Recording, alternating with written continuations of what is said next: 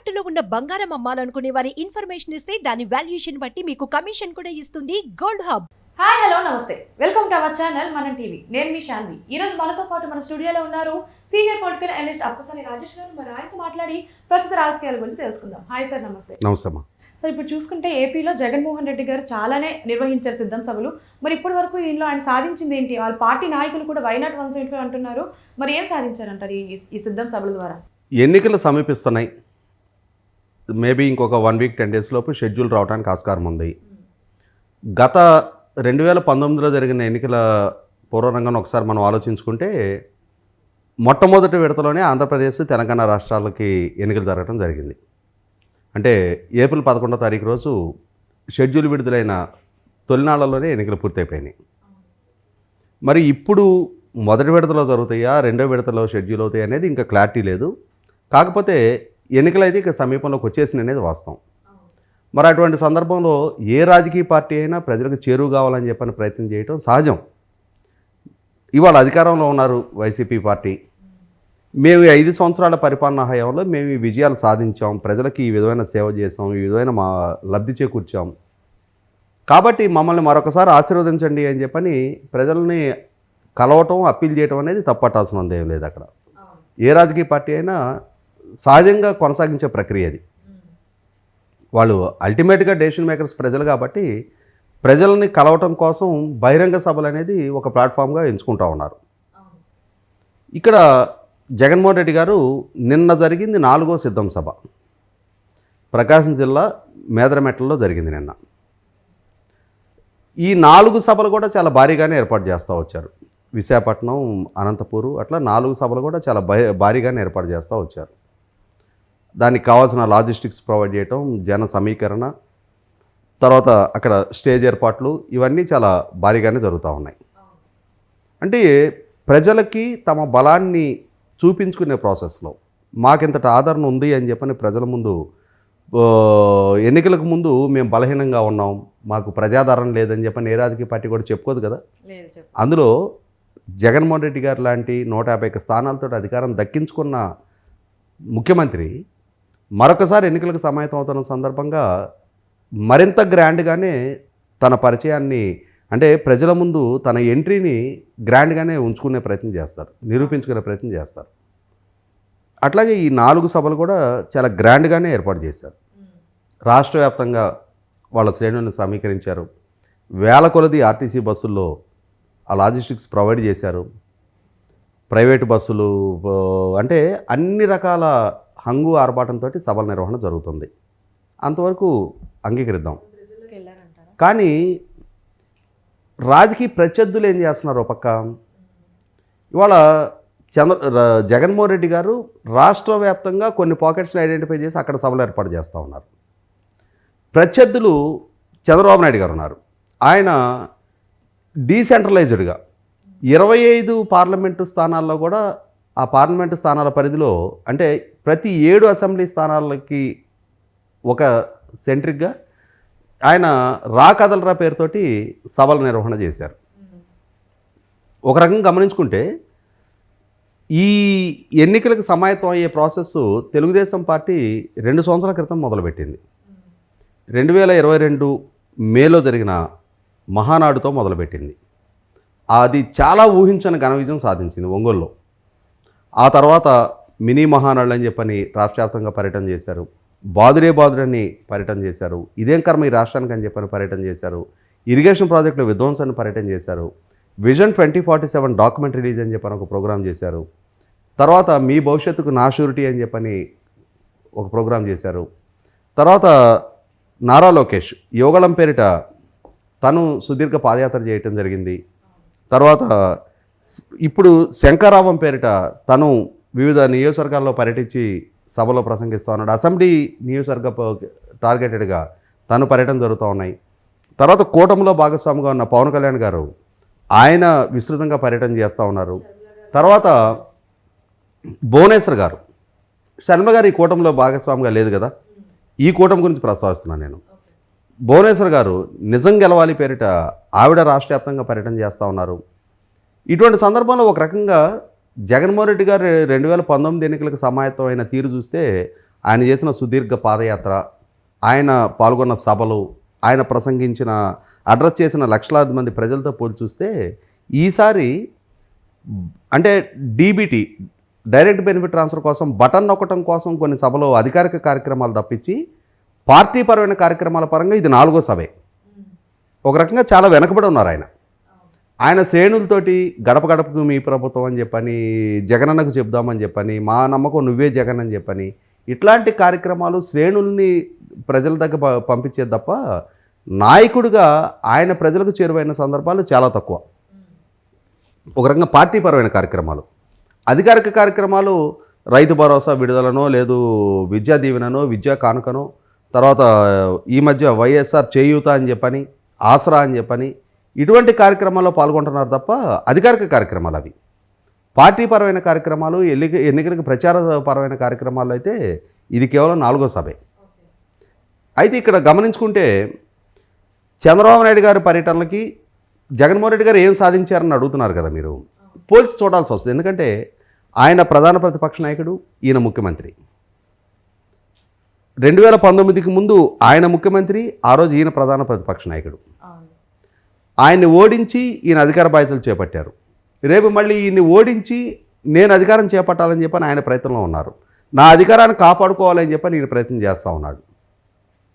కాబట్టి ఇక్కడ ఇరు రాజకీయ పక్షాలకి అటువైపు కూటమిగా పోటీ చేస్తున్నారు, ఇటువైపు ఈయన ఒంటరిగా పోటీ చేస్తున్నారు. ఇరు శ్రేణుల మధ్య, ఇరు పార్టీల మధ్య, ఇరువురు నాయకుల మధ్య నవ్వారనెవరనే రకంగా ఎన్నిక జరగబోతుంది అనేది వాస్తవం. జగన్మోహన్ రెడ్డి గారు ఈ 4 సభల ప్రసంగాలు వింటే మనకు అర్థమవుతున్నది ఏంటి అంటే, ఆయన ప్రభుత్వ హయాంలో అమలు చేసిన సంక్షేమ పథకాల గురించి చెప్తా ఉన్నారు. నేను 99% మేనిఫెస్టో అమలుపరిచాను, ఇది నా క్రెడిబిలిటీ అని చెప్తున్నారు. అదే సందర్భంలో ప్రతిపక్ష కూటమిని విమర్శ చేస్తూ ఉన్నారు. నిన్న సభలో కూడా ఆయన ప్రతిపక్ష కూటమిని విమర్శ చేశారు. ఈ విమర్శ చేసే ప్రాసెస్లో తెలుగుదేశాన్ని, జనసేనని చేసిన విమర్శ ఇంటెన్సిటీతో పోలిస్తే భారతీయ జనతా పార్టీ గురించి ప్రస్తావించే సందర్భం వచ్చేటప్పటికీ ఖచ్చితంగా జగన్మోహన్ రెడ్డి గారిలో ఉన్న బేలతనాన్ని ఆయనే బయటపెట్టుకున్నట్టయింది. సూటిగా, స్పష్టంగా వాళ్ళని టార్గెటెడ్గా ఈ రాజకీయ పక్షాలను చేసిన స్థాయిలో విమర్శ చేయలేకపోయారు అనేది వాస్తవం. పైగా నిన్న సభలో ఆయన ఇదే కూటమి 2014లో కూడా పోటీ చేశారు, వీళ్ళు ఫోటోలకి ఫోజులు ఇచ్చారు, వీళ్ళు కలిపి మేనిఫెస్టో రిలీజ్ చేశారు, ప్రత్యేక హోదా ఎందుకు ఇవ్వలేదు అని చెప్పని ప్రస్తావిస్తున్నారు. ఇక్కడ జగన్మోహన్ రెడ్డి గారు ఇక్కడే ప్రజలకు సంజాయిషి ఇవ్వాల్సిన అంశం ఏంటి అంటే, ఎస్ 2014 ఎన్నికల్లో ప్రత్యేక హోదా ఇస్తాను అని చెప్పని నరేంద్ర మోడీ గారు వాగ్దానం చేశారు. ప్రత్యేక హోదా సాధిస్తాము అని చెప్పని తెలుగుదేశం వాగ్దానం చేసింది. 2019లోపు అది పడలేదు కాబట్టే నాకు మెజార్టీ ఎంపీ స్థానాలు ఇవ్వండి, నేను సాధిస్తా అని చెప్పని జగన్మోహన్ రెడ్డి గారు చేసిన అప్పీల్ని ప్రజలు మన్నించి చంద్రబాబు నాయుడు గారిని ఓడించారు, మీకు అధికారం కట్టబెట్టారు. మీరు అడిగిన ఎంపీ స్థానాలు మీకు ఇచ్చారు. మీరేం చేశారు ఇప్పుడు? ఇది ప్రజలకు వివరణ ఇవ్వాలి కదా. మీరు 2019 ఎన్నికలకు ముందు అమరావతిలోనే రాజధాని కొనసాగుతుంది, అమరావతిని అద్భుతంగా అభివృద్ధి చేస్తానని చెప్పని అమరావతి గడ్డ మీద వాగ్దానం చేశారు. ఏం చేశారు మీరు 13 జిల్లాలని 13 హైదరాబాద్కి అభివృద్ధి చేస్తానన్నారు. యువతకి వలసలు లేని ఉపాధి కల్పిస్తానన్నారు. దావోస్ పర్యటన చేయవసరం లేదు, సిఐఏ కన్వెన్షన్స్ పెట్టవసరం లేదు, ప్రత్యేక హోదా సాధన ద్వారా వచ్చే వెసులుబాట్ల వల్ల ప్రపంచవ్యాప్తంగా ఉన్న పెట్టుబడిదారులందరూ మన దగ్గరికి తరలొచ్చి పెట్టుబడులు పెడతారు అన్నారు. మీ ప్రసంగాల పట్ల ఆకర్షితులయ్యి యువత మీకు ఓట్లేశారు. జాబ్ క్యాలెండర్ రిలీజ్ చేస్తానన్నారు, మెగా డిఎస్సి కండక్ట్ చేస్తానన్నారు. ఎంత స్థాయిలో నిలబెట్టుకున్నారు? ఇవి మీరు 99% నేను మేనిఫెస్టో నెరవేర్చుకున్నానని చెప్పినా ఇవాళ ప్రజల్లో ప్రశాంతకంగానే ఈ ప్రశ్నలు మిగిలిపోయి ఉన్నాయి. మీరు మద్యపాన నిషేధం చేస్తానన్నారు. ఇవాళ మీ పాలనా హయాంలో మద్యం స్థితిగతులు ఏంటి అనేది వాళ్ళ రాష్ట్రం చవిచూస్తూ ఉంది.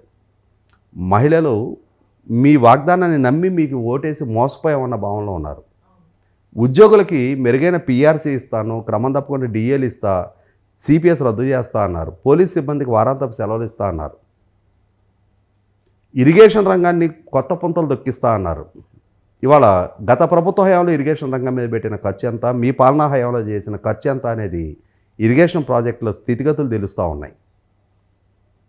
కాబట్టి జగన్మోహన్ రెడ్డి గారు సంక్షేమాన్ని స్ట్రెస్ చేసినంత స్థాయిలో అభివృద్ధి పరంగా పురోగతి సాధించలేకపోయారనేది వాస్తవం.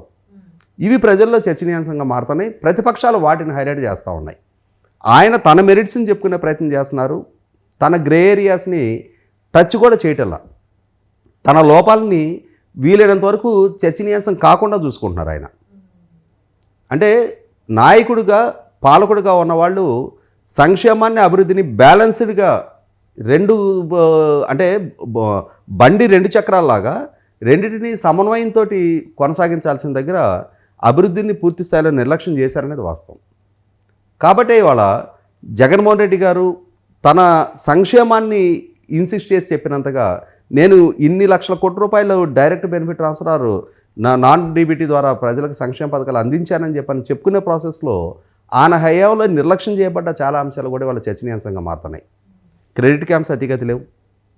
ఇవాళ దళితులకు అందించిన చాలా సంక్షేమ పథకాలు రద్దు చేయడం జరిగింది. ఇసుక పాలసీ అగమగోచరంగా మారిపోయి ఒక దోపిడీ వనరుగా మారిపోయింది. ఇవాళ రాష్ట్రంలో ప్రకృతి వనరుల లూటీ జరుగుతూ ఉంది. ఇవాళ అధికార పార్టీ నాయకులు ఇష్టారీతిన ప్రకృతి వనరులు లూటీ చేస్తున్నారని చెప్పిన అభిప్రాయం ప్రజల్లో బలపడిపోయింది. శాంతి భద్రతలు కొరవడిని, మహిళల గౌరవానికి భంగం కలుగుతున్న కేసులో దేశంలో నెంబర్ 1 స్థానంలో నిలబడ్డాం. దిశ యాక్టు, దిశ పోలీస్ స్టేషన్లు, దిశ యాప్లు అని చెప్పని ప్రచార ఆర్భాటం తప్ప ఆంధ్రప్రదేశ్ రాష్ట్రంలో మహిళల భద్రతకి భంగం కలుగుతుందన్న భావన వాళ్ళ ప్రజల్లో బలపడిపోయింది. ఇటువంటి సందర్భంలో రైతు ఆత్మహత్యల్లో 3వ స్థానంలో నిలబడ్డాం. కౌలు రైతుల ఆత్మహత్యల్లో 2వ స్థానంలో నిలబడ్డాం. ఇవాళ మైనర్ బాలికల మిస్సింగ్ కేసుల్లో దేశంలో నెంబర్ 1 స్థానంలో నిలబడ్డాం. మైనర్ బాలికల మీద అఘాయిత్యాలు జరుగుతున్న కేసుల్లో దేశంలో నెంబర్ 1 స్థానంలో నిలబడ్డాం. ఇటువంటి పరిస్థితుల్లో అంటే ఇవి ఘనతగా చెప్పుకోదగ్గ అంశాలు కాదు, కానీ ప్రతిపక్షాలు వీటిని హైలైట్ చేస్తాయి. ఇవాళ ప్రజల్లో చర్చనీయాంశంగా మారుతుంది. జగన్మోహన్ రెడ్డి గారి పరిపాలన తమ జీవన ప్రమాణాలు మెరుగుపరిచిందా తరుగైందా అనేది ప్రజలు విపులంగా చర్చించుకుంటున్నారు. అయితే ఈ సిద్ధత సభల ద్వారా ఆయన సాధించింది ఏం లేదు అంటారా? ఇవాళ ప్రజలకి 8 సార్లు పెరిగిన కరెంటు బిల్లులు కళ్ళ ముందు కనిపిస్తుంటే, పెరిగిన రేషన్ ధరల కళ్ళ ముందు కనిపిస్తుంటే, పెరిగిన ఆర్టీసీ ధరల కళ్ళ ముందు కనిపిస్తుంటే, పెరిగిన భూముల రిజిస్ట్రేషన్ ధరల కళ్ళ ముందు కనిపిస్తుంటే, ప్రతి సంవత్సరం పెరుగుతున్న ఆస్తి పన్ను కళ్ళ ముందు కనిపిస్తుంటే, ఇవాళ కొరవడిన రోడ్డు ఇన్ఫ్రాస్ట్రక్చర్ అధ్వానంగా కళ్ళ ముందు కనిపిస్తుంటే, ఇవాళ ఆర్టీసీని ప్రభుత్వంలో విలీనం చేశాము అని చెప్పి రాజకీయ అవసరాలకు వాడుకుంటున్నారు తప్ప ఆర్టీసీ బస్సుల స్థితిగతులు ఎలా ఉన్నాయి, రీప్లేస్ చేయాల్సిన కొత్త బస్సుల్ని రీప్లేస్ కూడా చేయలేక ఇవాళ లక్షల కిలోమీటర్లు తిరిగిన బస్సుల్ని కొనసాగిస్తున్న పర్యవసానం అవి ప్రమాదాల బారిన పడుతున్నది కళ్ళ ముందు కనిపిస్తుంటే, సివిక్ కమ్యూనిటీస్ అధ్వానంగా మారుతున్నాయి. ఇవాళ రాష్ట్రం కరువుతో కొనారిల్లిపోతా 45 లక్షల ఎకరాలు ఖరీఫ్లో కానీ రబీలో కానీ ఈ సంవత్సరం విత్తనాన్ని కూడా నోచుకోలేని పరిస్థితులు వాళ్ళ ఉత్పన్నం అయి ఉంటే, పాలకుడిగా జగన్మోహన్ రెడ్డి గారు తన వైఫల్యాన్ని అంగీకరించట్లేదనేది ప్రజల్లో చర్చనీయాంశంగా మారుతుంది. ఇటువంటి సందర్భంలో బహిరంగ సభల ద్వారా మాత్రమే ప్రజామోదం పొందగలను అనుకుంటే 2019లో సాధ్యపడ్డ సానుకూలత 2024లో పాలకుడిగా ఆయన్ని ప్రజలు అనుభవపూర్వకంగా తెలుసుకుంటున్న సందర్భంలో ఆ రోజు ప్రతిపక్ష నాయకుడు ఆయన. ఆ రోజు ఆయన వాగ్దానాన్ని నమ్మారు, ఆనాటి ప్రభుత్వం మీద చేసిన ఆరోపణలు నమ్మారు. ఇవాళ పాలకుడిగా ఆయన పనితీరు ప్రాతిపదికగా నిర్ణయాలు తీసుకుంటారు. పనితీరు అనేది ఆయన మొహంలోనే ఆ బేలతనం చాలా స్పష్టంగా కనిపిస్తున్న సందర్భంగా ప్రజలైతే ఆయన ఊహించిన స్థాయిలో సిద్ధంగా లేరనేది వాస్తవం. మరి సిద్ధం సభలకి ప్రజలు తండోపతండాలుగా వస్తున్నారు అని, ఆర్టీసీ బస్సులు కూడా తరలి వస్తున్నారు అని అంటున్నారు. మరి ప్రజలు సపోర్ట్ చేయట్లేదంట. అంటే ఇక్కడ ఆర్టీసీ బస్సులు ప్రజలు స్వచ్ఛందంగా కంట్రిబ్యూట్ చేసి వాళ్ళు స్పాన్సర్షిప్ తోటి వస్తున్నాయా, పార్టీ ఆర్గనైజ్ చేస్తుంది అనేది కూడా చూసుకోవాలి కదా. ఇవాళ ప్రతిపక్ష పార్టీలు సభల నిర్వహణ సందర్భంగా వాళ్ళు ఆర్టీసీ బస్సులు అడిగితే ఒక్క బస్సు ఇవ్వట్ల. కానీ అధికారంలో ఉన్న పార్టీకి ఇవాళ ప్రతి సభకి వేల కొలది బస్సులు కేటాయింపులు జరుగుతూ ఉన్నాయి. ఆర్గనైజ్డ్ క్రౌడ్ పూలింగ్ వేరు, స్వచ్ఛందంగా రావటం వేరు.